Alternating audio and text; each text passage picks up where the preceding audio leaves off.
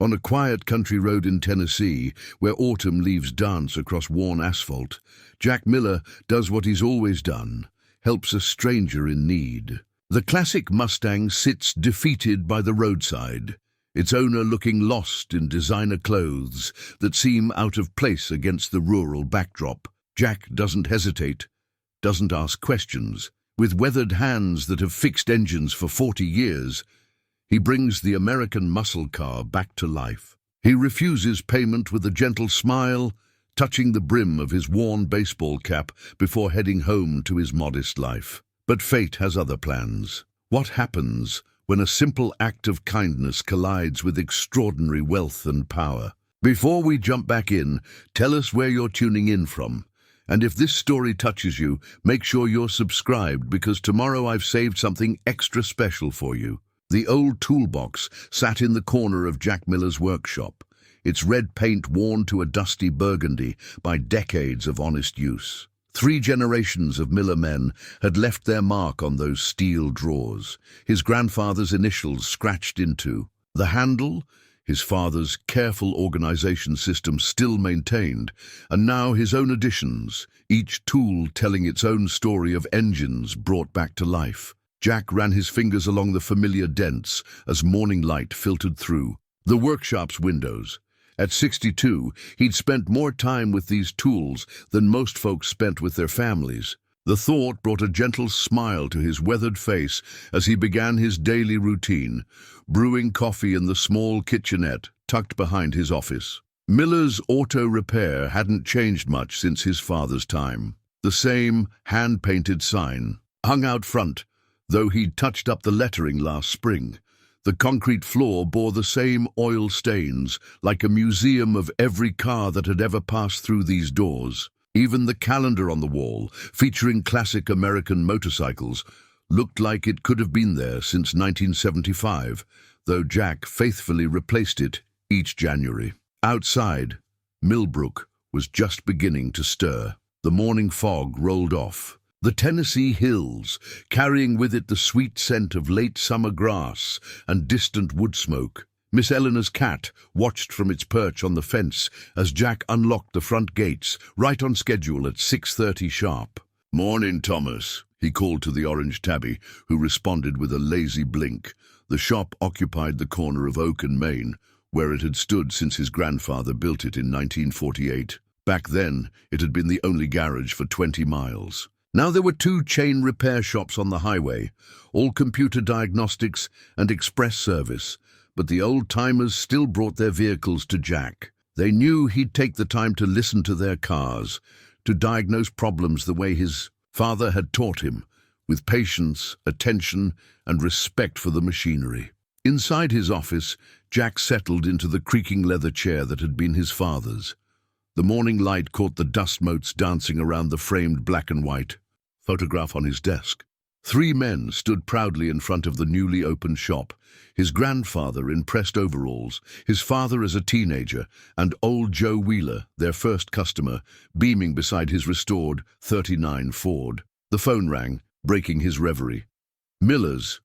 Auto," he answered, reaching for his appointment book. Paper, not computer. The pages were worn soft at the corners from daily use. "Jack, it's Martha from the diner. The delivery van's making that noise again. Bring her by around 9, Martha. I'll take a listen." He jotted down the appointment in familiar shorthand, then reached for his coffee. The mug, a Father's Day gift from years ago, had a chip in the rim that he'd memorized avoiding. The morning continued its comfortable rhythm, checking inventory, reviewing the day's appointments, tidying tools that were already tidy. Around 8, Tommy Chen arrived for his shift. The kid, though at 28 he wasn't really a kid anymore, had been working with Jack for nearly a decade. He had a natural touch with engines that reminded Jack of himself at that age. "Mrs. Peterson called," Tommy said, hanging up his jacket. "Says thanks for fixing her grandson's bike. Left you a pie." Jack nodded, hiding a smile. Payment in baked goods was a common currency in Millbrook, one he'd never think of refusing.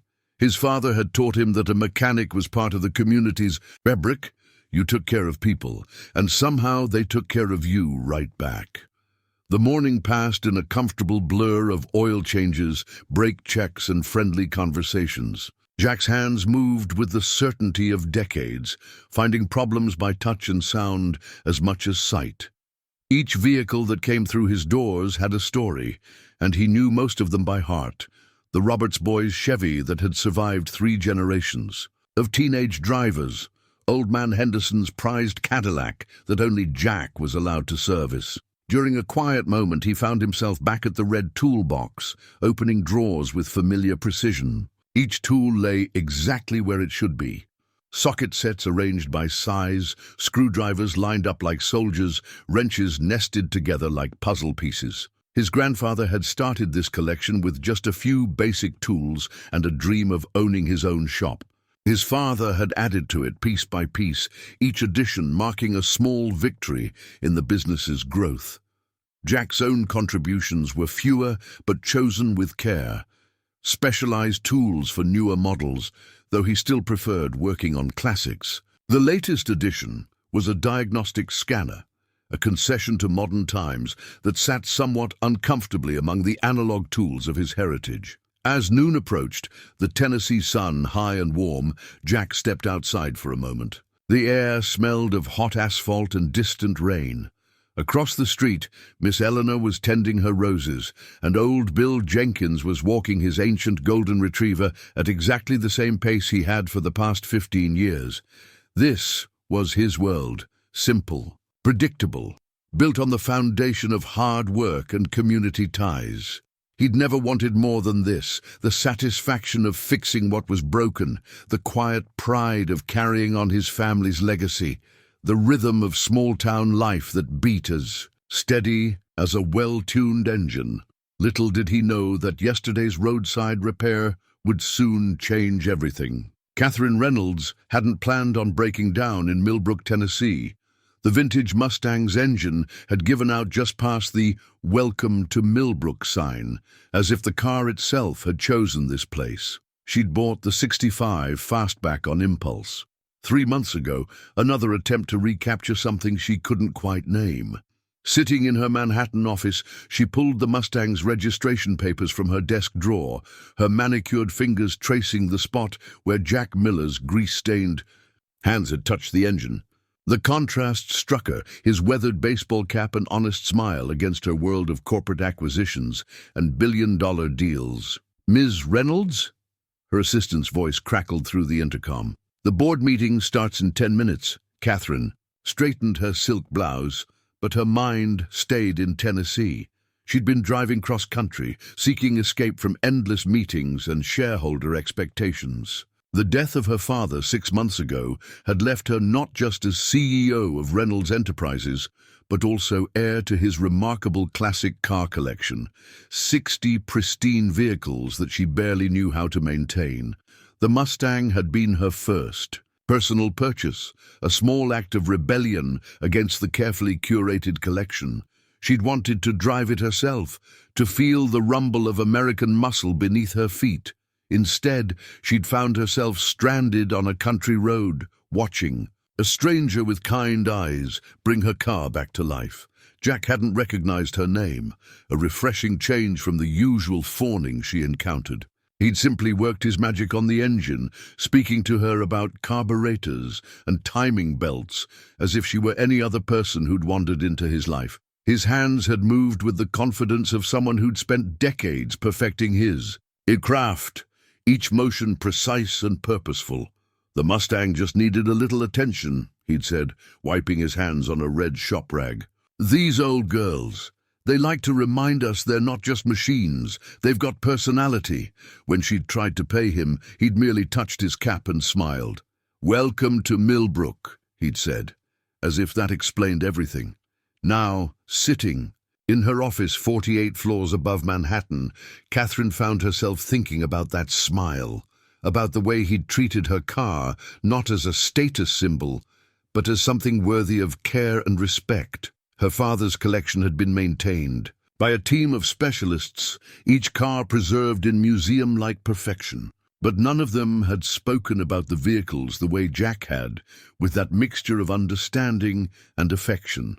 The Mustang's registration papers held another detail she hadn't noticed before, a small oil smudge in the shape of a fingerprint. Somehow, it made the document feel more real than any of the contracts spread across her desk.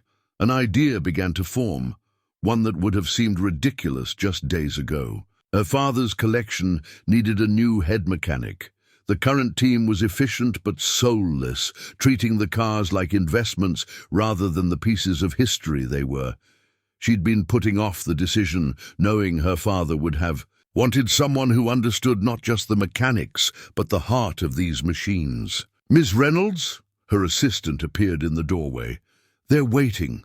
Catherine stood, smoothing her skirt with practiced grace, but her mind was already making plans, calculating distances, making arrangements, imagining possibilities. She'd learned from her father that sometimes the best business decisions came from instinct rather than spreadsheets. The board could wait. She had a call to make. "Susan," she addressed her assistant, "contact our aviation department. I need the helicopter ready tomorrow morning. And find out everything you can about Miller's Auto Repair in Millbrook, Tennessee." Her assistant's perfectly shaped eyebrows rose slightly, but she simply nodded. After 15 years, she was used. To Catherine's occasional unconventional decisions, Catherine slipped the registration papers back into her desk drawer, but not before taking one last look at that fingerprint smudge. Sometimes life's most significant moments came disguised as simple acts of kindness on country roads. Her father had taught her that too, though she'd nearly forgotten it in the years of corporate climbing. Tomorrow, she would offer Jack Miller the chance to become part of something bigger than his small-town garage. But tonight, she had to figure out how to present that opportunity to a man who seemed perfectly content with his place in the world, a man whose simple grace had reminded her of values that couldn't be measured in quarterly reports. The helicopters appeared just after sunrise, their rhythmic thrum pulling drowsy Millbrook from its morning routine. The sound echoed off the hills, sending Miss Eleanor's cat scurrying under the porch and bringing curious faces to windows all. Along Oak Street, 3 sleek black choppers, their polished sides catching the early light, descended onto the vacant lot across from Miller's Auto Repair. Jack had been at his usual spot behind the counter, filling out invoice forms in his precise handwriting when the first vibrations rattled his coffee cup. He stepped outside, still holding his pen, and watched as yesterday's story unfolded into today's reality. "Well, I'll be damned," old Bill Jenkins muttered from his usual morning walking spot. His golden retriever sat transfixed, ears perked, at the unusual intrusion into their quiet world. The local paper would later describe the moment with small-town flourish, "Millbrook welcomes surprise VIP." But in that moment, as Catherine Reynolds stepped from the lead helicopter, her designer suit somehow immaculate despite the swirling dust, Jack simply stood quietly, understanding washing over him like a slow tide. "Good morning, Mr. Miller," she called, walking toward him with the confidence of someone used to commanding rooms much larger than this small-town street. The morning sun caught the subtle red highlights in her dark hair, and her smile carried the same genuine warmth he remembered from yesterday. Behind her, a small team of professionals emerged from the other helicopters, carrying briefcases and tablets. They looked as out of place on Oak Street as orchids in a daisy patch. "Didn't expect to see you back so soon," Jack said, his voice carrying the calm of a man who'd learned long ago that life's biggest moments often arrived disguised as ordinary days. Catherine's laugh was genuine, cutting through the formality of her appearance. "I hope we haven't disrupted your morning too badly, though I suspect Miss Eleanor across the street might disagree." She nodded toward the older woman, who was watching the scene unfold from behind her rose bushes with undisguised fascination. "Coffees?" "Still hot," Jack offered, gesturing toward his shop with the natural hospitality of a Tennessee native. "Though I expect you might be used to something fancier than my morning brew." "After yesterday, Mr. Miller, I'd trust anything you offer." They settled into his office, Catherine taking the worn client chair, while her team waited respectfully. Outside, Jack noticed how she looked around the space with genuine interest, taking in the family photos, the organized filing system, the carefully maintained order of his world. "I suppose you've figured out I'm not just any stranded motorist," she began, reaching into her briefcase. "The helicopters did suggest as much," Jack replied, earning another warm laugh. Catherine pulled out a glossy portfolio, placing it on his desk with care. "What I'm about to offer you might sound crazy at first, but I hope you'll hear me out completely before deciding." She opened the portfolio, revealing photographs of what Jack recognized as one of the world's finest classic car collections. His practiced eye caught glimpses of rare Ferraris, pristine Aston Martins, and American muscle cars that made his heart skip a beat. "My father spent 40 years building this collection," Catherine explained, her voice softening with memory. "He passed away 6 months ago, leaving me not just his company, but also his legacy of 60 of the world's most extraordinary automobiles. The thing is, Mr. Miller, these cars need more than just maintenance. They need someone who understands their soul." Jack studied the photos, his mechanic's mind already noting details, seeing the stories behind each vehicle. "These are museum pieces," he said quietly. "They're meant to be driven," Catherine corrected. "That's what my father always said. But since his death, they've just been existing. The current maintenance team treats them like investments to be preserved.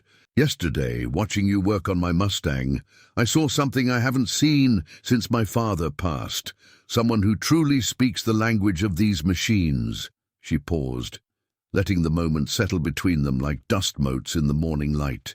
Through the window, Jack could see Tommy arriving for work, stopping to stare at the helicopters with unabashed wonder. "I'd like to offer you a position as head mechanic for the entire collection," Catherine said simply. "Full relocation, substantial salary, complete authority over the maintenance and restoration programs. These cars deserve someone who understands that they're more than just machinery." Jack sat back in his father's old chair, feeling the weight of generations in its leather grip. Through his window, he could see Millbrook stirring to life, the same way it had every morning of his 62 years. But now, on his desk, another world beckoned, one of rare engines and historic restoration projects, of opportunities he'd never imagined would come knocking on his door. That evening, after the helicopters had departed and Millbrook had settled into an excited buzz of speculation, Jack sat alone in his workshop. He'd pulled out an old family photo album, its leather cover worn smooth by time. The photograph that held his attention showed his parents standing proudly in front of the shop on opening day, his father's arm around his mother's waist, both of them young and full of dreams. "What would you do, Pop?" he murmured, running his finger along the edge of the photograph. The image caught them in a moment of pure joy, his father holding up the shop keys, his mother's smile bright enough to light up half of Tennessee. The phone hadn't stopped ringing all day. News traveled fast in small towns, and everyone seemed to have an opinion about Catherine Reynolds' offer. Martha from the diner had brought him a piece of her famous apple pie, saying, "You've fixed every car in this town, Jack. Maybe it's time someone fixed your future." Old Bill Jenkins had shuffled in just before closing, his golden retriever in tow, to remind Jack that opportunities like this don't come around twice. But it wasn't that simple. The shop wasn't just a business. It was 3 generations of Miller men pouring their lives into something that mattered. Every oil stain on the concrete floor told a story. Every entry in the appointment book represented trust built over decades. Tommy had been uncharacteristically quiet all day, turning wrenches with focused determination. Finally, just before heading home, he'd said, "You taught me everything I know about cars, Mr. Miller. Reckon I could handle things here if you wanted to try something new." Jack stood now, walking the familiar path through his workshop. His hands brushed tools he could identify by touch alone, each one carrying memories of problems solved and vehicles restored. Catherine's offer wasn't just about money, though The figure she'd mentioned would have made his father's eyes pop. It was about the cars themselves. 60 of the world's finest automobiles, each one with its own history, its own voice waiting to be understood. He thought about the way Catherine had talked about her father's collection. There had been something in her voice that reminded him of how his own father used to speak about cars, not as machines to be fixed, but as stories to be preserved. The modern world treated vehicles like disposable appliances, but these classics, they were something else entirely. The evening light filtered through the workshop windows, casting long shadows across the floor. Jack pulled out his father's old desk chair and settled into its familiar embrace. On the wall, the clock his grandfather had installed in 1948 kept steady time, its tick-tock a mechanical heartbeat he'd known all his life. "Miller's auto repair isn't going anywhere," Tommy had said, showing wisdom beyond his years. "But those cars, they need someone who sees them the way you do." Jack reached for his coffee mug, now cold from neglect. The day's events played through. His mind, Catherine's helicopters breaking the morning calm, the weight of the portfolio in his hands, the gleam of rare metal in those photographs. He thought about the Mustang by the roadside, how naturally the diagnosis had come, how satisfying it had felt to wake up that sleeping engine. His father had always said that the hardest part of running a garage wasn't fixing cars. It was knowing when to let them go. He'd meant it about the vehicles they couldn't save, but maybe the wisdom applied here too. The workshop had grown dark, but Jack didn't need light to know where everything was. This place was as much a part of him as his own heartbeat, yet somehow the thought of leaving didn't feel like betrayal anymore. Instead, it felt like turning a page in the family story, not an ending, but a new chapter. He pulled out his phone, Catherine's business card carefully tucked into its case. The decision settled over him with the quiet certainty of a perfectly timed engine, all parts moving in harmony. Tomorrow he would call her. Tomorrow he would say yes. But tonight he sat in the gathering darkness of his father's workshop, surrounded by the ghosts of 3 generations of Miller men, knowing that sometimes honoring a legacy meant being brave enough to build a new one. The first-class ticket sat unopened on Jack's kitchen table, its crisp white envelope a stark contrast to his worn tablecloth. In 40 years of fixing cars, he'd never been on a plane. Now, Catherine's travel coordinator had arranged everything: car service to Nashville, private airport lounge, and a seat that cost more than his first truck. "Just the essentials for now," Catherine had said during their call. "We'll arrange for the rest of your things once you're settled." Her voice had carried the same warmth he remembered, making the extraordinary seem somehow natural. The morning of his departure arrived clear and cool. He'd spent the previous day helping Tommy set up his new office, watching the younger man's confident movements around the familiar space. The shop keys, passed down through 3 generations of Millers, now hung from Tommy's belt loop. "You'll do fine," Jack had said, and meant it. Now, as the hired car glided through Tennessee darkness toward Nashville International, Jack watched his reflection in the tinted window. He'd traded his work clothes for his Sunday best, a pressed blue shirt and the sport coat he usually saved for church. His weathered baseball cap sat in his lap. Catherine's coordinator had mentioned something about a dress code. The airport. Experience passed in a blur of premium services and special treatment. In the first-class lounge, a young attendant served him coffee in fine china, calling him Mr. Miller with practiced deference. Jack couldn't help but think of Martha's chipped mugs at the diner back home.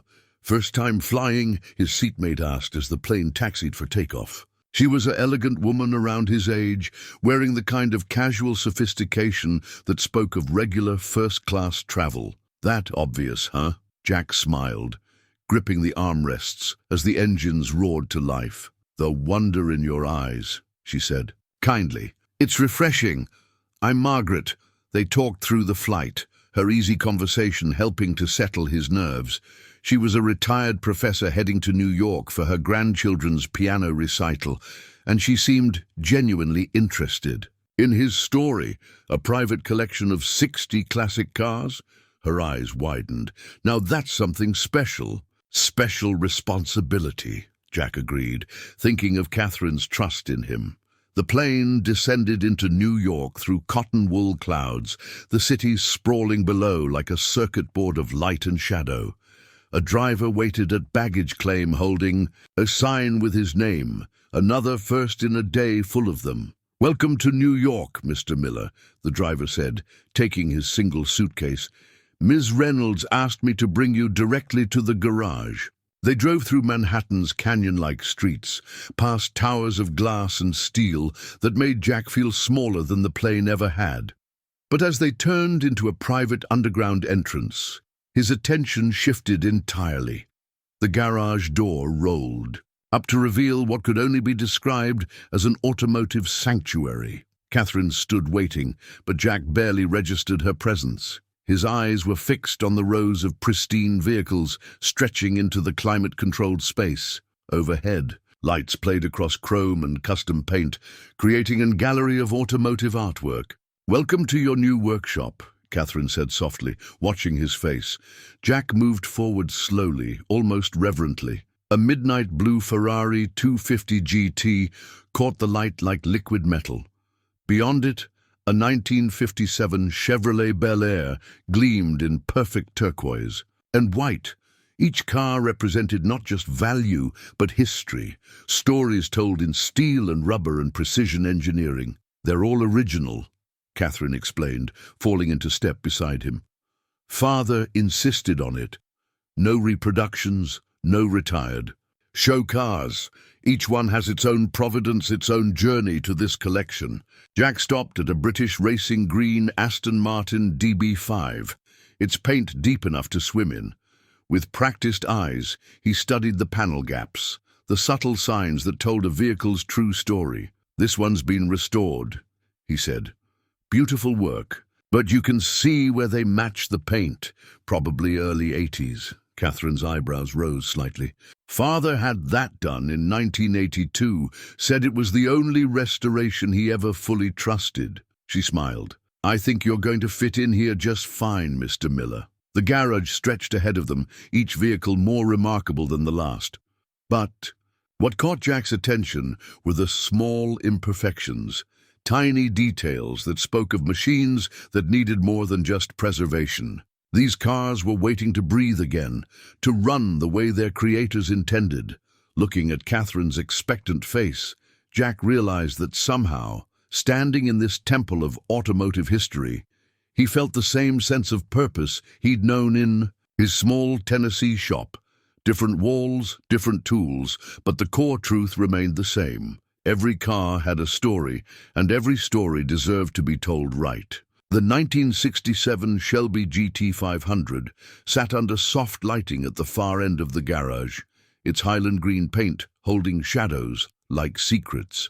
According to the carefully maintained records, it had been the last acquisition made by Catherine's father before his passing, a barn find that had never been fully restored. Now it waited, patient as only old machines can be, for someone to understand its needs. "Dad always said this one would be special," Catherine said, running her hand along the car's flank. "He wanted to do the restoration himself, but..."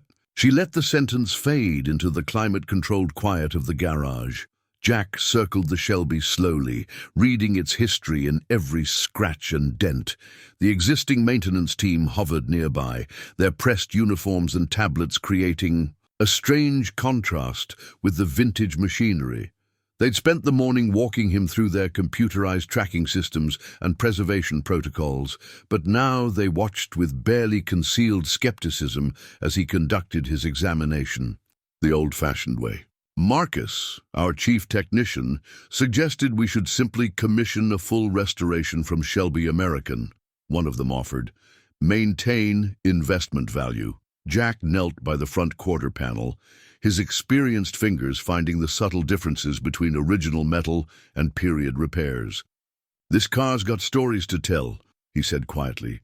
"Shame to erase them all just to make it perfect." He popped the hood, the mechanism moving with the stiff reluctance of long disuse. The 428 cubic inch engine sat in its bay like a sleeping giant. Jack leaned in, inhaling the familiar scent of old metal and aged rubber. His mind was already cataloguing needs, seeing past the surface rust and grime to the potential underneath. "What do you think?" Catherine asked, and something in her voice suggested this was more than a casual question. Jack straightened up, wiping his hands on the shop rag he'd brought from Tennessee, a habit too ingrained to break. "Your father was right. This one's special, not just because of what it is, but because of how it survived. See these modifications here." He pointed to subtle changes in the engine bay. "Someone raced this car. Did it properly too, with period-correct upgrades. Probably late 60s, early 70s. The maintenance team exchanged glances, but Catherine stepped closer, genuinely interested. "Can you tell anything else? Previous owner was probably a mechanic. These adaptations are too clever for amateur work. And look here," he pointed to a small brass plate almost hidden behind the radiator. Someone's initials and a date, June 12th, 1969. Catherine's eyes widened. "Dad never mentioned that." "Might not have seen it. You'd only spot it if you were looking for racing modifications." Jack straightened up. "I'd like to research those initials, if you don't mind. Might help us understand this car's full history." "Investment. Value peaks with a clean restoration," Marcus interjected. "Documentation of racing history might actually decrease." "This isn't about investment value," Catherine cut in, her voice carrying a new authority. "This is about preserving history. Mr. Miller, how would you approach this restoration?" Jack took his time answering, giving the question the respect it deserved. "First, we document everything, every modification, every repair, every scratch. Then we preserve what tells the car's story while bringing it back to running condition. Clean the engine, but keep the period modifications. Restore the interior, but preserve any race day additions. Make it drive like new, but let it keep its character." He ran his hand along the car's roof, feeling the subtle ripples in the metal. "These old machines, they're like people. Perfect isn't always better than authentic." Catherine nodded slowly, and Jack caught something in her expression. Recognition, perhaps, of her father's philosophy in his words. The maintenance team shifted, uncomfortably, their world of spreadsheets and value projections temporarily displaced by something less measurable, but more real. "How long?" Catherine asked. "Done right? 3 months, maybe 4. We'll need to source some special parts, and I'd like to track down information about its racing history. The car deserves that much respect." "Make it happen," Catherine said, simply. Then, to the maintenance team, "Mr. Miller has full authority on this project. Support him however he needs." As the team filed away, Catherine lingered. "You see them the way he did," she said quietly. "The cars, not as investments or showpieces, but as stories." Jack nodded, his attention still partly on the Shelby. He was already making mental lists, planning approaches, seeing the path from what was to what could be. "Best stories are the ones that show where they've been," he said. "Your father understood that." Catherine smiled, a genuine warmth that seemed to soften the garage's technical precision. "I'll leave you to get acquainted," she said. "The car's in good hands." Left alone with the Shelby, Jack pulled out his own notebook, paper, not digital, and began making notes. Outside this temperature-controlled sanctuary, New York City rushed and roared. But here, in this quiet space, time moved differently. Here, history waited to be understood, preserved, and given new life by hands that knew how to listen to its stories. The invitation sat on Jack's new desk like an artifact from another world. Heavy cream paper with gold lettering announcing the annual Reynolds Foundation Classic Car Charity Gala. Catherine had dropped it off personally that morning, along with a gentle warning that attendance wasn't optional. "It's our biggest event of the year," she'd explained, perching on the corner of his workbench in an elegant suit that somehow didn't seem out of place among the tools and parts. "The collection's finest pieces will be on display, and as head mechanic, you're part of the story now. Now, 2 weeks later, Jack stood before the mirror in his hotel suite. Another adjustment he was still getting used to, straightening a bow tie that cost more than a month's worth of groceries back home. Catherine had insisted on having him properly outfitted for the occasion, sending her personal tailor to create what she called evening-appropriate attire. Almost ready, Catherine's voice came from the suite's living room where she'd arrived, to escort him to the event. The first guests will be arriving soon. Jack took a final look in the mirror. The man who stared back at him wore a perfectly tailored tuxedo, but his hands still carried the honest calluses of 40 years of mechanical work. Something about that felt right. "Ready as I'll ever be," he called back, emerging from the bedroom. Catherine stood by the window, Manhattan's lights creating a halo around her midnight blue gown. She turned, and for a moment Jack forgot about his bow tie anxiety. She'd traded her usual business attire for classic elegance that reminded him of the movie stars his mother used to admire. "You clean up nice, Mr. Miller," she said with a warm smile. "Though I notice you still haven't mastered the art of the bow tie." She stepped forward, reaching up to adjust the stubborn piece of silk. Her perfume carried hints of leather and vanilla, reminiscent of the classic car interiors they both loved. "Never had much cause for bow ties in Millbrook," he admitted, standing still as she worked.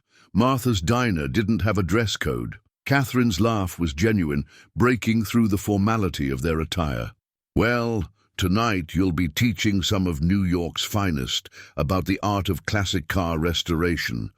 These people know banking and real estate, but you know something far more valuable: how to preserve history." The gala was being held in the collection's main showroom, transformed for the evening into a glittering social venue. As they descended in the private elevator, Catherine gave him a quick briefing. "The governor will want to talk about his father's Corvette. Mrs. Whitmore collects Jaguars. She'll appreciate your knowledge of the E-Type's mechanics. And try the wine. Our sommelier has paired each vintage with a car from its year." Jack absorbed the information with the same careful attention he gave to engine specifications, though he suspected he'd need more than mechanical expertise to navigate this evening. The elevator doors opened onto a scene that seemed plucked from a different era. The cars from the collection had been arranged in elegant groupings, their restored finishes gleaming under carefully positioned lights. Between them moved New York's elite, women in designer gowns and men in custom tuxedos, their jewelry catching the light like expensive chrome. Ms. Reynolds, a distinguished-looking man, approached, champagne in hand. "The Aston Martin looks magnificent. And this must be your new head mechanic?" "Jack Miller," Catherine introduced him smoothly. "He's the one who'll be overseeing the restoration of the Shelby GT 500. To Jack's surprise, the man's eyes lit up with genuine interest.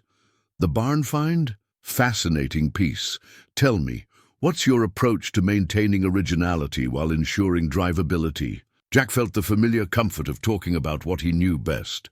His hands, which had felt awkward at his sides, naturally rose to describe engine positions and restoration techniques. Soon he had a small audience, their initial politeness giving way to real engagement as he explained the philosophy behind preserving a car's history. "It's like maintaining a dialogue with the past," he found himself saying, gesturing toward the nearby Ferrari. "Every scratch, every modification, every repair tells us something about the people who came before us. Our job isn't just to make these cars pretty, it's to keep their stories alive." Catherine, who had stepped away to greet other guests, returned, to find him deep in conversation with a Supreme Court justice about the relative merits of different carburetor designs. Her smile carried a hint of pride that warmed him more than the expensive champagne. As the evening progressed, Jack discovered that his straightforward knowledge and genuine passion served him better than any social pretense could have. These people, for all their wealth and power, responded to authenticity, something that, like a properly restored classic, couldn't be replicated or bought. "You're a natural," Catherine murmured as they moved between groups. Just like with the cars, you know how to listen and respond to what's genuine. Jack smiled, thinking of his father's advice about both engines and people. Pay attention to what they're telling you, not what you expect to hear. The application for the International Classic Car Concours d'Elegance lay open on Catherine's desk, their newly restored Shelby GT500 listed as a featured entry. What had started as a restoration project had evolved into something more, a statement about their shared philosophy of preservation over perfection. Harrison Blake is judging this year, Catherine said, naming one of the most notorious critics in the classic car world. He's been trying to buy pieces from our collection since before Father passed away. Always talked about how he'd properly restore them. Jack stood at the window of her office, watching the morning sun play across the Shelby's Highland green paint. 3 months of painstaking work had revealed not just the car's original beauty, but its complete history.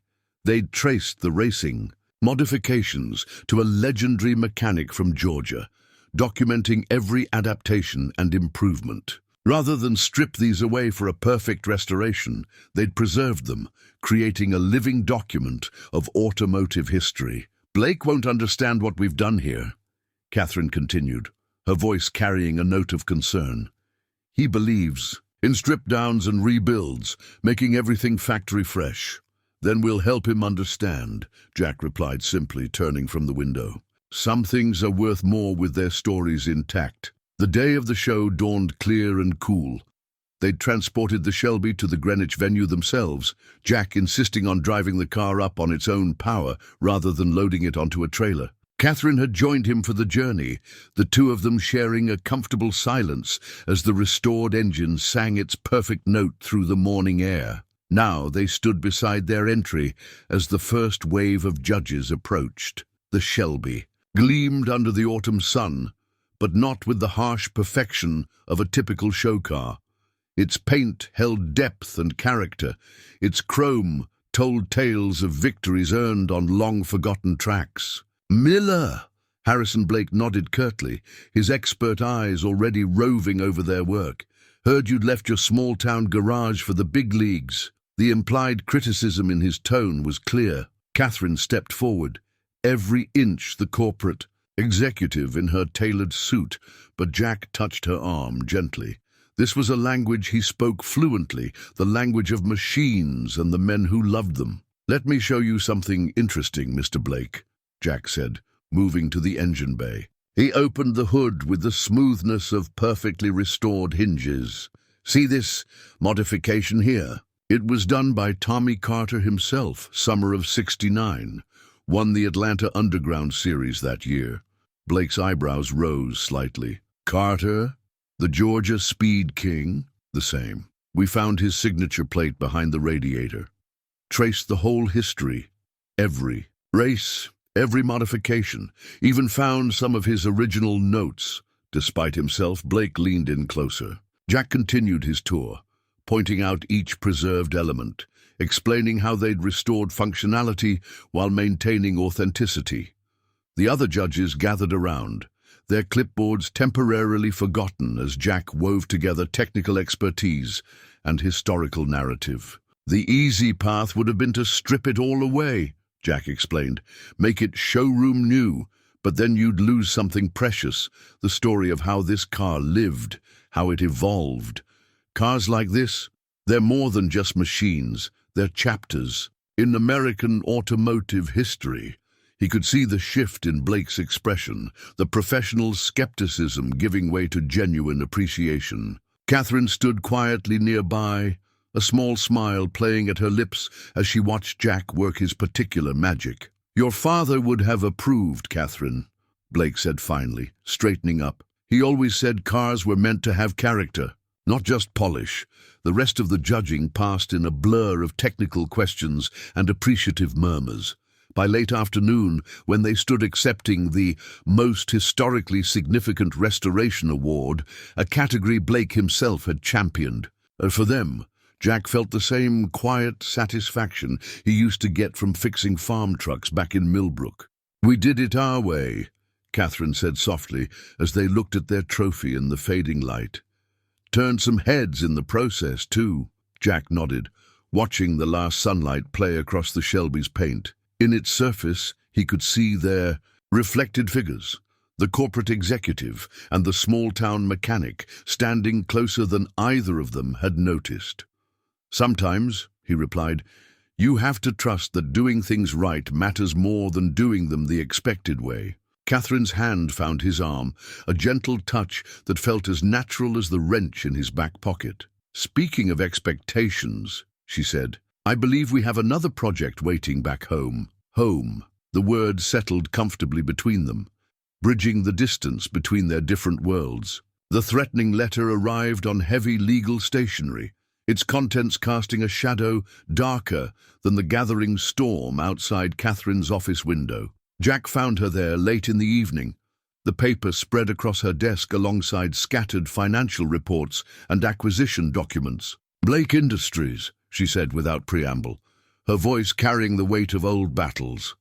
"Harrison Blake's corporate side is making a move on Reynolds Enterprises. They're positioning for a hostile takeover. The same Harrison Blake who'd praised their restoration philosophy at the car show just weeks ago now threatened everything they'd built." Jack settled into what had become his usual chair across from her desk, noting the tension in Catherine's shoulders, the worry lines around her eyes. "The car collection," he said, understanding dawning. "That's what he's really after." Catherine nodded, pushing a document toward him. "This was hand-delivered today. Blake's offering to preserve the integrity of the collection if I agree to. Sell now, otherwise." She let the implications hang in the air between them. Jack picked up the letter, its expensive paper carrying a subtle threat in every carefully worded paragraph. His weathered hands, still bearing traces of the day's work on a stubborn Mercedes transmission, seemed out of place against the pristine corporate document. "Your father dealt with men like this," he said quietly. "That's why he kept the collection, separate from the company holdings." "Yes, but Blake's found a way around that." Catherine stood, moving to the window where the lights of Manhattan sparkled through the rain. "He's accumulated enough leverage to force a board vote. If he succeeds, the collection will be stripped and sold off piece by piece. Everything we've done, everything Dad built." Her voice caught slightly. Jack joined her at the window, close enough to catch the faint scent of her perfume, mixing with the leather and wood of her office. Below them, the garage held 60 pieces of automotive history, each one now under threat. "When I was 12, he said, his voice carrying the measured calm of long experience, "a tornado hit Millbrook, took half the roof off our garage. Dad and I spent that whole night moving cars to dry ground, covering engines with tarps, protecting what mattered. Come morning, we had a shop full of wet tools and tired muscles, but every customer's car was safe." Catherine turned to him, a question in her eyes. "Point is," Jack continued, "sometimes you protect what's precious by thinking differently than the storm expects." "What are you suggesting?" "Blake sees these cars as assets on a spreadsheet, but we know they're more than that. Each one has a story, a history that matters to people." He pulled out his phone, scrolling to a photo from the car show. "Remember Judge Thompson's reaction when he learned his father had raced against our Shelby? Or the governor's daughter crying when she sat in the Corvette saying it smelled just like her grandfather's?" Understanding began to dawn in Catherine's eyes. The preservation angle, the historical significance. More than that.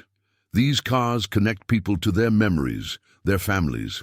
Blake wants to strip that away, make everything showroom perfect. But what if we show the world what would be lost? Catherine moved back to her desk, energy returning to her movements. A public campaign, not just about the cars, but about the stories they carry. She reached for her phone, then paused. "But Blake's people will say we're just being sentimental, that we're not maximizing shareholder value. Then we prove them wrong both ways." Jack picked up one of the financial reports. "Your father didn't just collect these cars. He preserved living history. That's worth more than perfect restorations and quick sales. We show the world that protecting heritage creates lasting value, not just quick profits. A small smile touched Catherine's lips, the first he'd seen since entering the office. Using Blake's own arguments against him, he's always claimed to be a guardian of automotive history, while trying to erase the very things that make these cars truly historical. Jack nodded. We've got 3 weeks until the board vote. Then let's tell these cars' stories. All of them. Catherine studied him for a long moment, and Jack saw something shift in her expression, a softening that had nothing to do with business strategy. When did you get so good at corporate warfare? She asked, her tone gently teasing. Same way I got good at fixing engines, he replied, by understanding that everything valuable has a heart worth protecting. The rain continued to fall outside, but the atmosphere in the office had changed. Where there had been defeat, now there was purpose. Catherine gathered the scattered papers with renewed determination. We'll need help, she said. Lawyers, PR teams, media contacts, and a few old-fashioned mechanics who know how to weather a storm, Jack added, thinking of his father's lessons about preservation and perseverance. Their eyes met across the desk, and in that moment, they both understood that they were protecting more than just a car collection. Some things, once found, were worth fighting for, whether they came with engines or emotions. The small-town Gazette's headline caught Catherine's eye as they pulled into Millbrook. Local legend returns, Jack Miller's journey from Main Street to Manhattan. The paper sat in Martha's Diner's window, next to a handwritten sign advertising Tuesday's Meatloaf Special. Well, that's something, Jack murmured, parking the Shelby, their prize-winning restoration, in front of his old shop. They'd chosen to drive down from New York, agreeing that flying in by helicopter might send the wrong message this time. Catherine watched Jack's expression soften as he took in the familiar scene. Tommy had kept the place exactly as Jack had. Left it, right down to the hand-painted sign and the geraniums Miss Eleanor still tended in the window boxes. Feels smaller somehow? Jack said, then caught himself. Not in a bad way, just like watching a favorite movie from childhood, Catherine finished. Everything's exactly the same, but you see it differently. The bell above the shop door chimed as Tommy emerged, wiping his hands on a red shop rag, a gesture so familiar it made Jack smile. The younger man had engine grease on his cheek and confidence in his stance that hadn't been there 3 months ago. Mr. Miller, Ms. Reynolds, his grin was genuine, was wondering when you'd come check up on your investment. The shop's interior smelled of motor oil and coffee, exactly as Jack remembered. Tommy had added a few modern diagnostic tools, but the soul of the place remained unchanged. Catherine moved through the space slowly, taking in the family photos, the decades of local history preserved in careful maintenance records. So this is where it all began, she said, touching the worn leather of Jack's father's old chair. Where a lot of things began, Jack replied softly, and kept going.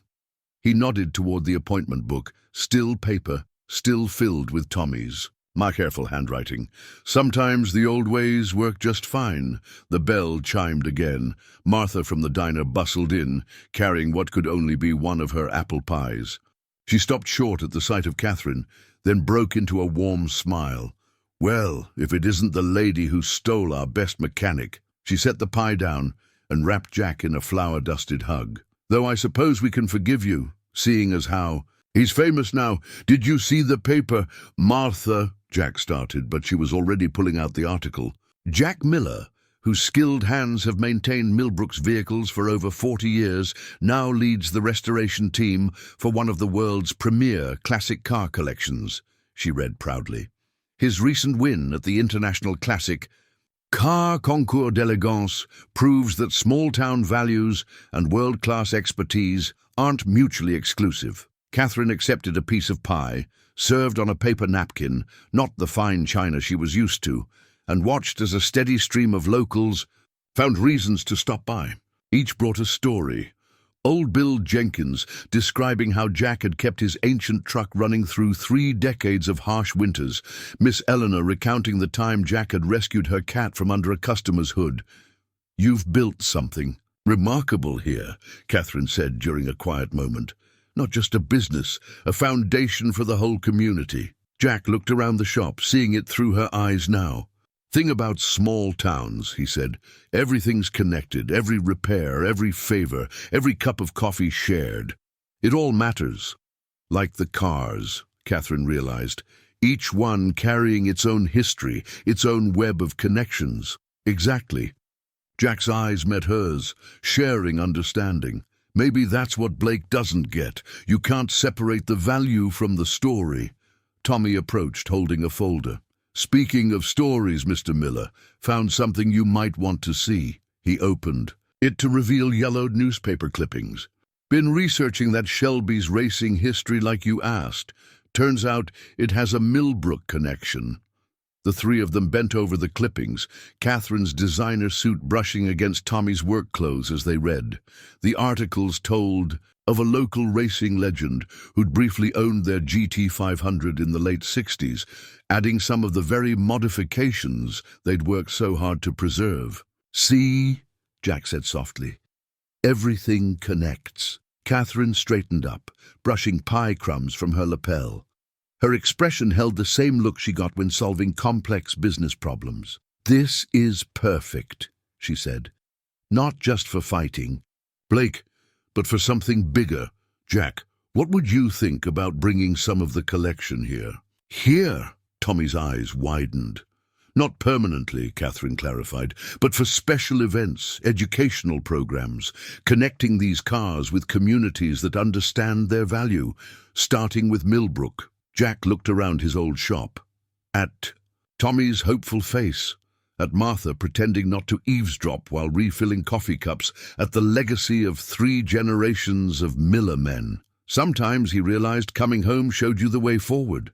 The corporate takeover documents spread across the boardroom table like storm clouds gathering on the horizon. Harrison Blake himself sat at the far end, his perfectly tailored suit and practiced smile a stark contrast to the tension in the room. The Reynolds Enterprises board members shifted uncomfortably in their leather chairs as Blake's presentation reached its climax. "As you can see," Blake said, his voice carrying the smooth confidence of someone used to getting his way, "our proposal doesn't just protect shareholder value, it enhances it. The car collection alone, properly liquidated, could increase quarterly returns by 15%. Catherine sat straight-backed in her father's old chair at the head of the table, her face composed despite the weight of the moment. Jack stood near the window, deliberately out of place in his pressed shirt and work pants, a folder clutched in his weathered hands. They'd agreed his presence might seem unusual, but what he carried could change everything. "Before we proceed with the vote," Catherine said, her voice clear and steady, "I'd like my head of restoration to present some relevant information." She nodded to Jack, who stepped forward. Blake's smile tightened almost imperceptibly. "With all due respect, Ms. Reynolds, this is a matter of corporate finance, not mechanics." "On the contrary," Jack said, opening his folder, "this is about understanding true value." He began distributing documents to the board members. "What you're looking at is the projected revenue stream from our new Heritage Education and Restoration program." The board members leaned forward, interest peaked. Jack continued, his natural authenticity cutting through the corporate atmosphere. 3 weeks ago, we took the Shelby GT500 back to Millbrook, Tennessee. Small town, probably not on your radar, Mr. Blake. But when we connected that car's racing history to the local community, something remarkable happened. He pulled out his tablet, a concession to the setting, and played a video. The screen showed crowds of people gathered around the Shelby, young mechanics learning from its modifications, elderly residents sharing stories of its racing days. We've since received partnership requests from 43 technical schools. And community colleges, Catherine picked up smoothly. They want our cars, our unaltered, historically preserved cars, as teaching tools. The governor's office has proposed making us the centerpiece of a new automotive heritage tourism initiative. Jack laid out more documents. These are letters from major manufacturers. They want to sponsor our restoration programs, fund apprenticeships. Turns out authentic history has value beyond auction prices. Blake's smile had vanished entirely. Sentimental education programs can't match the immediate returns of... Actually, one of the board members interrupted, studying the projections. These numbers are impressive. Sustainable revenue streams, positive PR, tax advantages through the educational foundation status, and zero inventory loss, Catherine added.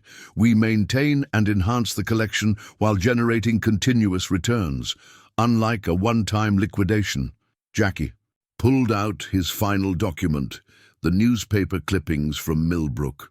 Mr. Blake, at the concours, you praised our Shelby's historical significance. You said its preserved racing modifications made it special. He paused, letting the point sink in. Were you wrong?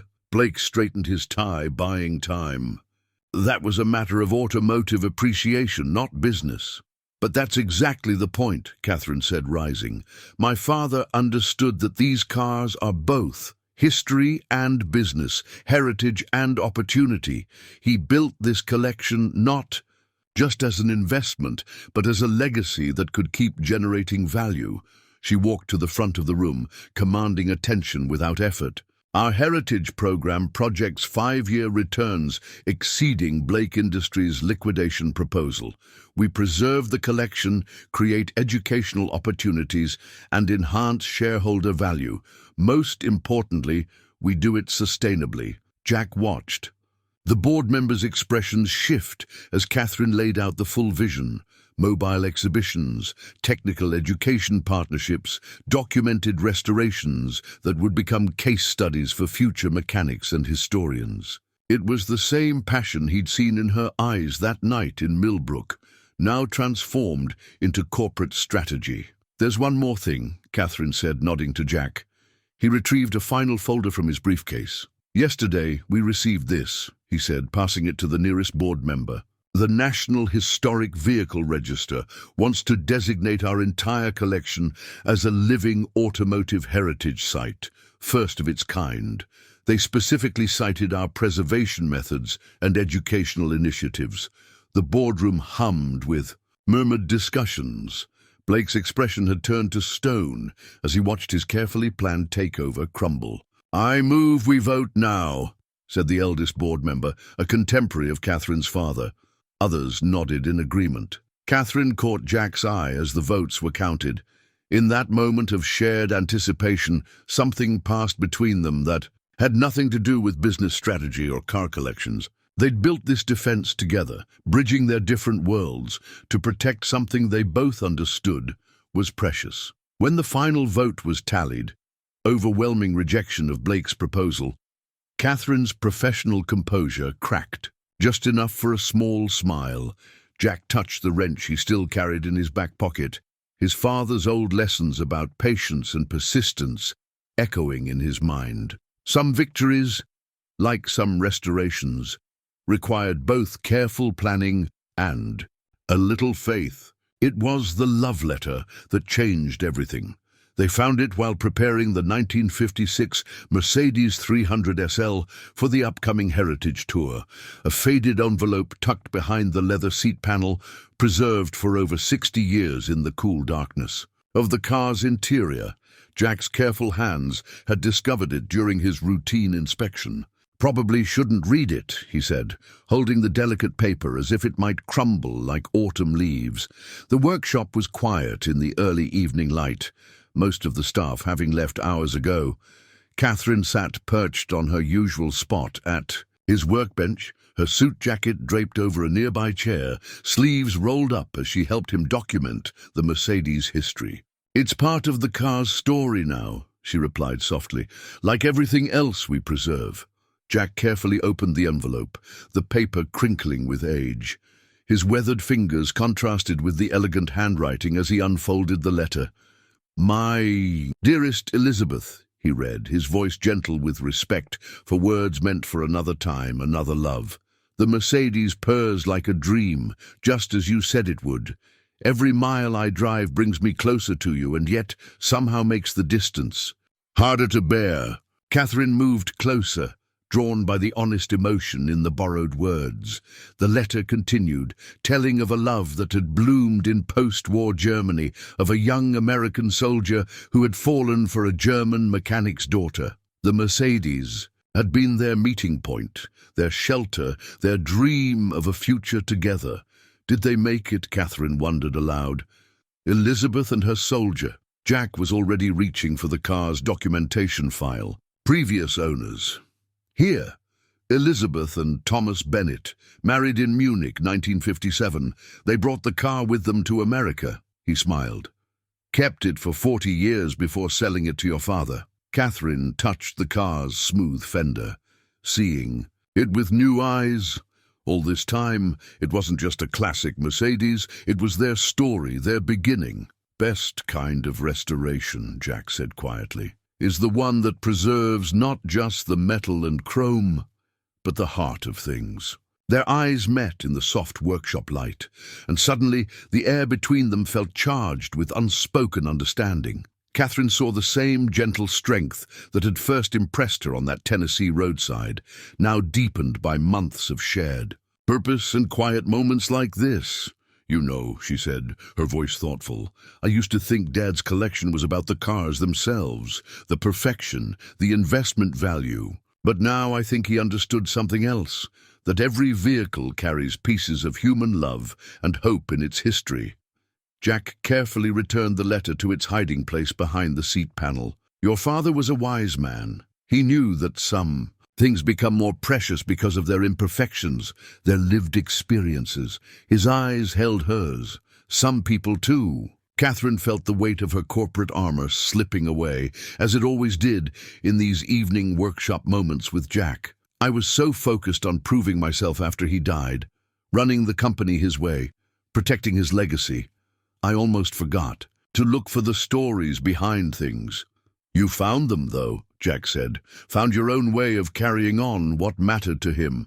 She smiled, remembering the boardroom victory, the heritage program that was already changing lives.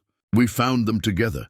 You taught me to look deeper, to value the marks that time and life leave behind." Jack's hand rested on the Mercedes roof, his calloused palm a testament to years of honest work. "Catherine," he started, then paused, choosing his words with the same care he gave to delicate engine parts. "Sometimes the most important restorations aren't about fixing what's broken. They're about recognizing what's already beautiful, just as it is." The workshop air hummed with possibility. Catherine moved closer, close enough to catch the familiar scent of wood shavings and engine oil that she'd come to associate with these quiet evening moments. "Like finding an old love letter?" she asked softly. "Like finding something you weren't even looking for," he replied, "and realizing it's exactly what you needed." The space between them had grown small, the evening light painting everything. In soft gold, somewhere in the distance, a car horn honked in Manhattan traffic, but here in their sanctuary of chrome and steel, time seemed to hold its breath. "Jack," Catherine said, her voice barely above a whisper, "I think we've been writing our own story all along." His hand found hers, work-roughened fingers sliding perfectly between her manicured ones. In that touch was every shared triumph, every quiet understanding, every moment that had brought them here. "Some stories," he said softly, "are worth taking time to tell right." The Mercedes stood silent witness as they finally closed the distance between their worlds, their first kiss as natural as the meeting of precision engineering and human heart, the restoration of something that had been waiting to be discovered. The blueprint for their dream garage sprawled across Catherine's dining room table, blue lines glowing in the warm evening light. Empty coffee cups and takeout containers testified to hours spent perfecting their vision. A revolutionary restoration. center that would combine Catherine's business acumen with Jack's old-world craftsmanship. "The heritage wing here," Catherine said, tracing the lines with her finger, "connects directly to the teaching space. Students can watch active restorations while learning the history behind each vehicle." Jack nodded, making a small adjustment to the workshop layout. After decades of working in cramped spaces, the scale of their plan was both thrilling and humbling. "Tommy's already started interviewing potential apprentices back in Millbrook. Says he's found a few with the right kind of patience in their hands." The project had grown from their late-night conversations in the workshop, expanding like rings in water. What had started as a simple training program had evolved into something bigger. A bridge between past and future, between Manhattan corporate power and small-town wisdom. "Dad would have loved this," Catherine said softly, settling back in her chair. She'd loosened her suit jacket, kicked off her heels hours ago. These evening planning sessions had become their favorite ritual, a time when corporate CEO and master mechanic could simply be Catherine and Jack building something together. "He had the right idea all along," Jack replied, reaching for his coffee. "These cars aren't museum pieces or investments. They're teaching tools, living history." He smiled, though I doubt he imagined his collection would end up launching a nationwide restoration education program. The plans before them detailed more than just a building. They were creating a place where young mechanics could learn from master craftsmen, where corporate executives could understand the value of preservation over replacement, where stories of automotive history could be passed down like precious heirlooms. "The sustainability angle is brilliant," Catherine said, pulling out the latest financial projections. "Traditional technical schools are jumping at the chance to partner with us. Adding the historical preservation aspect opens up grant opportunities we never considered." Jack watched her as she reviewed the numbers, marveling at how naturally she moved between billion-dollar business decisions and discussions about carburetor adjustments.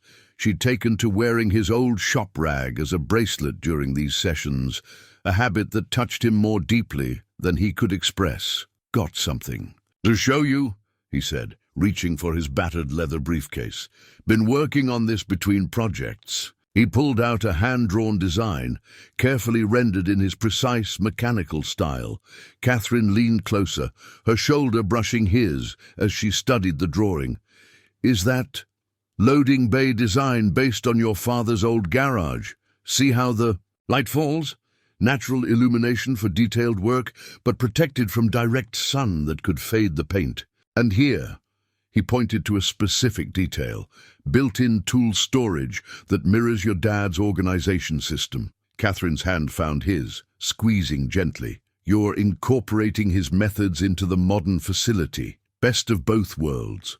Jack said, "Like someone once told me about preserving stories while building new ones." They worked through the evening, refining details, solving problems, finding elegant compromises between efficiency and tradition. The project had already attracted attention from automotive manufacturers and historical societies. Even Harrison Blake had quietly reached out about potential collaboration, though they were still deciding how to respond. "Look at this," Catherine said suddenly, pulling up an email on her tablet. "The Technical College in Millbrook wants to establish a satellite campus near the new facility.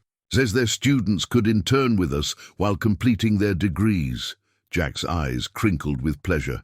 "Bringing it full circle, though we'll have to warn them. Tommy's a stricter teacher than I ever was." "Speaking of Tommy," Catherine set down her tablet, her expression turning thoughtful. "He sent over an interesting proposal. Wants to establish a mobile restoration unit, small team that could travel to rural areas, teaching basic preservation techniques to local mechanics. Spreading the gospel of careful maintenance." Jack chuckled. "Boy's got vision, I'll give him that." He learned from the best. Catherine stood, stretching after hours of planning. She moved to the window, looking out over the Manhattan skyline. "Sometimes I wonder what people see when they look up at this building. Reynolds Enterprises, corporate giant. If they only knew our heart was in a garage. Jack joined her at the window, his solid presence a comfort she'd grown to cherish. Maybe that's what makes this project special. It's not just about preserving cars or teaching skills. It's about showing that different worlds can work together, make something better than either could alone. She turned to face him, reaching up to straighten his collar, another habit they'd fallen into naturally. Like a corporate executive and a small-town mechanic? Exactly like that. His smile held the warmth of Tennessee summers and the wisdom of decades fixing things others would have replaced. Though I prefer to think of us as just two people who understand the value of a good restoration. The blueprints waited on the table behind them, full of promise and possibility. But for a moment, they simply stood together, watching the city lights flicker on like stars, their different worlds merging into something new and wonderful. A restoration of the heart, preserved with all its perfect imperfections. The contract ultimatum landed like a thunderbolt on an otherwise peaceful morning. Catherine stood in her office, holding the document with slightly trembling hands, while Jack sat quietly in what had become his chair, processing the implications of what she'd just read aloud. "Let me understand this," he said finally, his voice carrying the careful measure of a man used to diagnosing complex problems. The Heritage Foundation's grant requires the collection to be permanently housed in their New York facility. No traveling exhibitions, no satellite locations, no Millbrook connection, Catherine finished softly. They're offering $50 million, Jack, the kind of endowment that would secure the program's future for generations. The morning sun streamed through her office windows, catching the dust motes that danced between them like uncertain possibilities. On her desk, their blueprint for the dream garage seemed to mock them with its carefully planned connections between worlds. "It's a prestigious offer," Jack acknowledged, running a hand through his silver hair. "The Foundation's reputation for preservation is unmatched. But they want control," Catherine said, sinking into her chair. "Complete oversight of restoration methods, educational programs, everything. They're calling it standardization of historical preservation practices."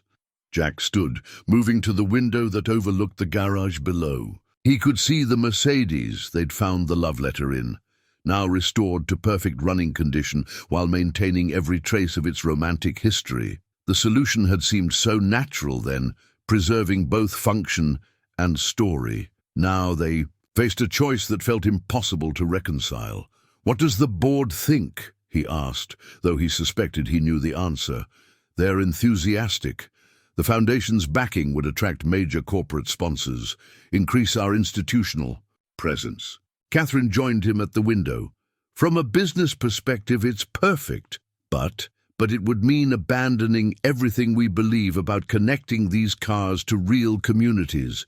No more small-town stories, no more local mechanics learning from their history." She pressed her hand against the cool glass. "No more bridge between our worlds." Jack turned to study her profile, seeing the weight of leadership in the set of her shoulders. "Catherine, this isn't just about the program anymore, is it?" She met his eyes, and in them he saw the same fear he felt, that choosing between their vision and this opportunity might cost them more than just a dream garage. "The Foundation wants an answer by Friday," she said. "They've made it clear this is a one-time offer. 3 days to decide the future of everything we've built." Jack's voice held no judgment, just the quiet understanding that had drawn them together in the first place. Catherine moved back to her desk, picking up their blueprint. "You know what Dad used to say about cars? That sometimes the most valuable ones weren't the most expensive or the most perfect. They were the ones that carried the most meaning." "Wise man," Jack said softly. "Sounds like someone else I know." "I've spent my whole life in boardrooms, Jack, making decisions based on numbers and projections. But this," she gestured to the blueprints, to the garage below, to the space between them. "This is different. We're not just preserving cars, we're preserving connections. Jack crossed to her desk, his presence solid and reassuring. Back in Millbrook, he said, there's an old saying, don't trade your heart for a heavier wallet. The board won't understand that kind of wisdom. Maybe not, he agreed. But they understood when we showed them the value of stories over quick profits, when we proved that doing things our way could work. Catherine looked up at him, finding strength in his steady gaze. You think we can do it again? I think, he said carefully, that $50 million buys a lot of security, but it can't buy the look in a young mechanic's eyes when they first understand how to listen to an engine, can't buy the connection between a car's history and the community that shaped it. He picked up one of the architectural drawings they'd been working on. This dream of ours, it's not just about building a fancy garage or running education programs. It's about believing that the right way isn't always the easy way. Catherine felt something settle in her chest, a certainty that had nothing to do with business metrics. So we fight, we show them another way. Jack corrected gently, just like we did with Blake. There's always another solution if you're willing to look hard enough. She stood, squaring her shoulders with fresh determination. 3 days to save our dream. 3 days to prove that some things are worth more than $50 million.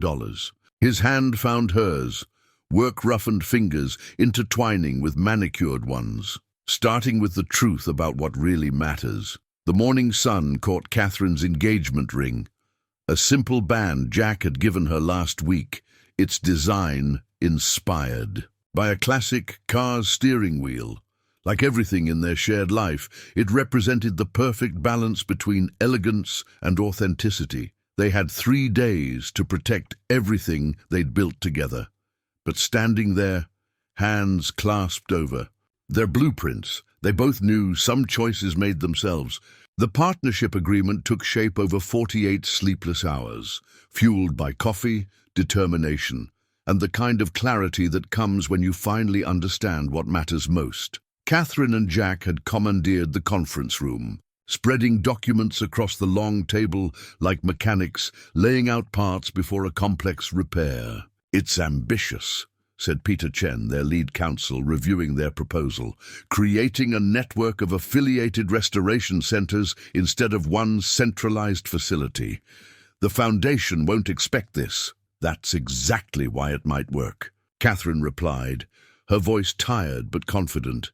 She stood at the whiteboard where they'd mapped out their counter-proposal, her usual corporate polish softened by 2 days of intensive planning. We're not rejecting their offer. We're expanding. Jack nodded from his position at the table, surrounded by letters of support they'd gathered through a marathon of calls to their automotive industry contacts. Every community has its own car culture, its own restoration traditions. Why force everyone to come to New York when we can bring the knowledge to them? The plan was elegantly simple in concept, though complex in execution. Instead of one grand facility, they proposed a series of interconnected restoration centers, each preserving its regional automotive heritage while sharing knowledge and resources. The New York location would serve as the hub, but not the heart. That would be distributed across every community they touched.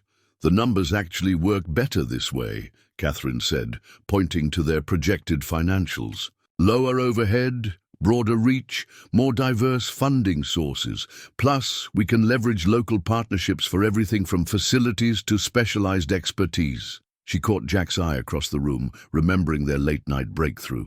They'd been almost ready to admit defeat when he'd mentioned something about how every small-town garage had its own way of solving problems. Like a mechanic's version of the internet, he'd said, half joking. Everyone connected, everyone sharing, but keeping their own identity. That had sparked the idea that evolved into their current proposal. Now, looking at the complete plan, Catherine felt the same certainty she'd experienced when she first watched Jack work on her Mustang. The recognition of something genuine and valuable. Peter adjusted his glasses, studying the letters of intent they'd secured from technical schools automotive manufacturers, and classic car clubs across the country. The foundation wants prestige. Will they understand the value of this distributed approach? They will when they see this, Jack said, pulling out their final document. It was a comprehensive survey of restoration techniques from across America, showing how different regions had developed unique approaches to preserving automotive history. Every one of these methods has value. Try to standardize them all through one facility, and you lose something precious. Catherine stepped away from the whiteboard, taking in their work. The foundation wants to protect automotive history. This plan doesn't just preserve cars, it preserves the living knowledge of how communities have kept them running for generations. While creating new history, Jack added, every apprentice who learns these techniques becomes part of the story. Peter nodded slowly, professional skepticism giving way to appreciation. You're not just counter-offering, you're redefining what preservation means. Exactly, Catherine said, allowing herself a small smile. We're showing them that true preservation isn't about locking things away in a perfect facility. It's about keeping knowledge alive and growing. The sun was setting outside their windows, painting the Manhattan skyline in shades of amber that reminded Jack of Tennessee evenings. He stood, stretching muscles stiff from too many hours in a conference chair. You know what this reminds me of? He said, moving to stand beside Catherine. That Shelby GT500. Everyone wanted us to strip it down, make it factory perfect. Instead, we preserved its racing history and made it more valuable, Catherine finished. Same principle, bigger scale. They shared a moment of quiet understanding, their shoulders touching lightly. The past 2 days had tested their partnership in new ways, pushing them to blend their different perspectives into something stronger than either could have created alone. Peter cleared his throat. The Foundation's board meets tomorrow morning. If we're doing this, I need to file these papers tonight. Catherine looked at Jack, finding in his steady gaze the same certainty she felt. File them, she said. And Peter, make sure they understand this isn't a rejection of their goals. It's an invitation to think bigger. After Peter left, Catherine and Jack stood at the windows, watching the city lights blink on. Their reflection in the glass showed two people who had grown comfortable standing together between worlds, the corporate executive and the small-town mechanic, who had learned to see through each other's eyes. Think it'll work? Catherine asked softly. Jack's hand found hers, his thumb brushing over her engagement ring. Remember what you told me when we started the Heritage program? Sometimes the best way to preserve something is to let it grow. She leaned into his solid presence, drawing strength from his quiet confidence. When did you get so good at corporate strategy? About the same time you got good at seeing the soul in old machines, he replied with a smile. Some restorations change more than just the car. Outside their windows, the city hummed with energy, while somewhere in Tennessee, Tommy was probably closing up the old shop for the night. Tomorrow would bring the Foundation's answer, but standing there together, they knew they'd already succeeded at something more important, finding a way to keep their worlds connected while letting both grow stronger. The wedding invitation captured their story perfectly. Cream-colored paper with an Art Deco border inspired by classic car badges, and a simple message that read, 2 worlds, 1 road ahead. It sat propped against a framed photo on Catherine's desk, her and Jack beside the restored Mustang where their journey had begun. The Foundation had not only accepted their counter-proposal, but had increased their funding, recognizing the value of preserving automotive culture across the country. Now, 6 months later, their vision was becoming reality in ways neither of them had imagined. You've got to see this, Jack said, entering Catherine's office with his tablet, another adjustment he'd made for their growing enterprise. He pulled up a video from their newest satellite location in Georgia, where a master mechanic in his 70s was teaching a group of young apprentices the lost art of metal forming. Catherine moved from behind her desk to watch, unconsciously sliding her hand into Jack's. On the screen, weathered hands guided young ones through techniques passed down through generations. The students' faces showed the same reverence she'd first seen in Jack's expression when he approached a classic engine. "Tommy sent this one too," Jack said, switching to another video. Their original Millbrook location had become a hub for rural mechanical arts, with Tommy leading a program that combined traditional skills with modern technology. The footage showed him demonstrating diagnostic techniques on a '57 Chevy, his confidence a testament to how far they'd all come. "Look at him," Catherine smiled. "Remember when he was nervous about taking over your shop? Now he's teaching teachers," Jack said proudly. "Boy, always had it in him, just needed the right opportunity to shine." They moved to the windows overlooking their expanded New York facility.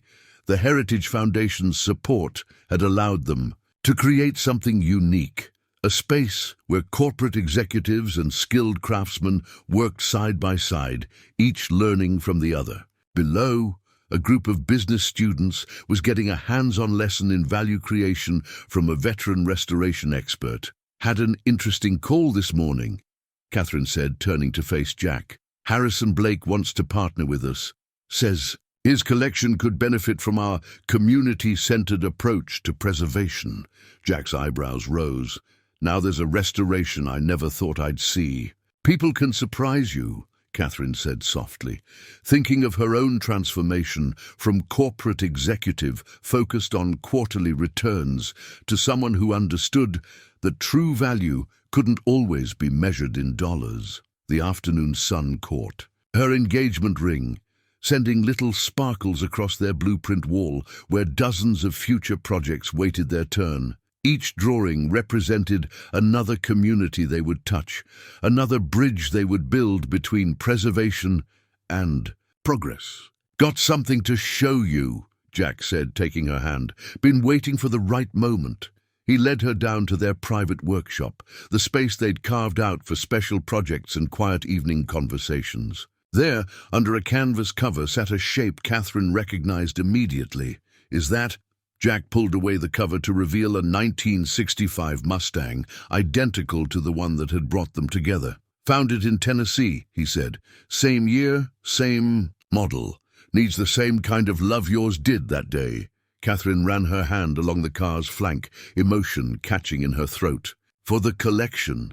For us," Jack said quietly. "Thought we could restore it together, make it our weekend project." His eyes held that special warmth she'd come to treasure. "Every great story deserves a sequel." She turned to him, understanding. The gift he was offering, not just a car to restore, but a way to keep their hands dirty, their connection to the work real, even as their enterprise grew beyond them. "Perfect wedding present," she said, leaning into his solid presence. "Speaking of which," he smiled, "Martha's asking if we're sure about having the reception at the diner. Says she can recommend some fancy Manhattan venues that might be more appropriate for a CEO's wedding." Catherine laughed. "Tell her the diner's perfect.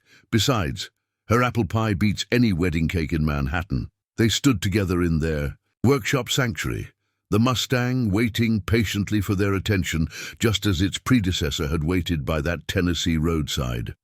Around them, the sounds of their growing enterprise hummed. Students learning, engines running, history being preserved and renewed. "You know," Jack said thoughtfully, "when you first showed up in those helicopters, I thought my quiet life was over." "Was it?" Catherine asked, though she knew the answer. "Nah," he smiled. "Just got deeper, richer, like a well-maintained engine. Everything in its right place, but always ready for the next journey." She reached up to straighten his collar, an old habit now, comfortable as worn leather. "And what journey's next for us, Mr. Miller?" "Well, Mrs. Soon-to-be Miller," he said, his eyes crinkling with joy at the words. "I reckon we keep doing what we do best, finding things worth preserving, sharing what we know, and keeping our hearts tuned up for whatever comes next." Outside their workshop, the future waited in the form of expansion plans, satellite locations, and endless opportunities to connect communities through their shared automotive heritage. But here, in their private space, with a classic Mustang, Waiting for their combined care, they had everything that mattered, two worlds merged into one, and a road ahead that stretched endlessly with promise. The new sign gleamed in the morning sun, Miller and Reynolds Classic Restorations, mounted proudly above the expanded Millbrook location. The original Miller's Auto Repair sign hung beside it, its weathered surface preserved as carefully as any of their classic cars. Together, they told the story of how far they'd come and what they'd kept along the way. Catherine stood beside Jack in front of their latest achievement, both of them dressed casually for the opening ceremony. Her corporate suits and his work clothes had gradually met in the middle, she in elegant slacks and a silk blouse that could handle a workshop visit, he in pressed khakis and a collared shirt that still kept a wrench in the pocket. "Ready?" she asked, squeezing his hand. "Born ready," he replied, with that familiar smile that still made her heart skip. The crowd gathered in front of the new facility represented every aspect of their shared life. Tommy stood with his first graduating class of restoration apprentices, their toolboxes gleaming with promise. Martha had set up a refreshment table featuring her famous apple pie. Miss Eleanor tended flowers in boxes identical to the ones at the original shop. Even Harrison Blake had flown in, his appreciation for their vision now genuine after seeing its success. But most importantly, the parking lot was filled with classics, cars from their collection displayed alongside beloved local vehicles, each with its own story to tell. The Shelby GT500 held pride of place, its carefully preserved racing modifications now documented in automotive textbooks as an example of historical significance in restoration. "Should we tell them?" Jack whispered. As they prepared to address the crowd, Catherine touched the slight curve of her stomach, still their secret for now. "Let's give them one surprise at a time." Jack stepped forward to cut the ribbon, his voice carrying the same honest strength that had first caught Catherine's attention on a quiet country road. "When my grandfather opened Miller's Auto Repair in 1948, he began, he believed that fixing cars was about more than just mechanics. It was about maintaining connections between people, between generations, between communities. Today, we're not just opening a new facility, we're carrying that belief forward." Catherine joined him, their shoulders touching naturally. "This center represents everything we've learned about the value of preservation. Every car that comes through these doors will be treated not just as a vehicle, but as a piece of living history. And every person who works here will be part of keeping that history alive." They unveiled the plaque dedicating the educational wing to Jack's father and grandfather, and another naming the main restoration bay in honor of Catherine's father. The past and present flowed together as smoothly as well-maintained gears. Tommy stepped forward to demonstrate the blend of traditional skills and modern technology that had become their trademark. His students moved with confidence between digital, diagnostic tools and handcrafted restoration techniques, proving that progress didn't have to mean losing touch with the past. As the crowd dispersed to explore the facility, Jack and Catherine found a quiet moment in what had once been his father's office. The old desk still sat in its familiar spot, now sharing space with state-of-the-art computer systems and historical archives. "Think they'd be proud?" Jack asked softly, looking at the family photos on the wall. Catherine wrapped her arms around him from behind, resting her chin on his shoulder. "They'd be proud of how you preserved everything that mattered while building something new. That takes a special kind of wisdom." Through the window they could see the future unfolding. Students learning, cars being restored, stories being preserved and shared. Their network now stretched across the country, but here in Millbrook they'd created something unique. A perfect blend of past and present, of corporate resources and small-town heart. "You know what this reminds me of?" Catherine said, picking up a wrench from his father's old toolbox. "Sometimes the most valuable restoration isn't about making something new again. It's about helping it become what it was always meant to be." Jack turned to face her, his eyes crinkling with understanding and love. "Like a corporate executive who found her soul in a broken-down Mustang? like a small-town mechanic who taught a whole industry the true meaning of value, she countered, reaching up to straighten his collar out of habit. Outside, Tommy was explaining to a group of visitors how every repair told a story, every restoration preserved more than just metal and chrome. His voice carried the same passion they'd passed on to him, the same understanding that some things were worth taking time to do right. Jack and Catherine stood in their shared sanctuary, surrounded by the past they'd preserved and the future they'd built together. Through the open door came the sound of engines, voices, and laughter, the music of two worlds that had found their harmony. "Ready for our next chapter?"